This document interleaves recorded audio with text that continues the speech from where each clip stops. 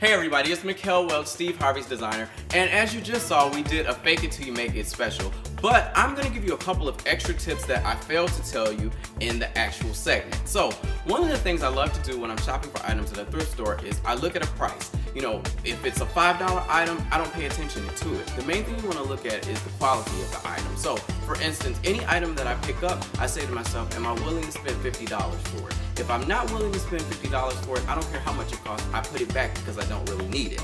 The other thing is I love to negotiate the price.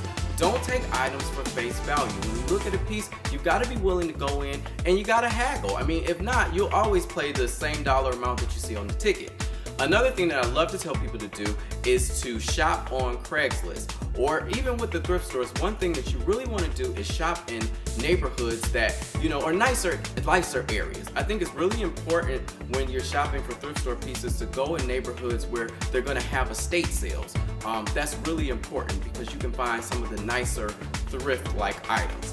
Another thing I like to tell people is when shopping on Craigslist, dumb it down. So, for instance, as a designer, you know, we call the couch the sofa. Well, if I'm on Craigslist, I don't want to look under the word sofa because I already know you're going to charge me a little bit more.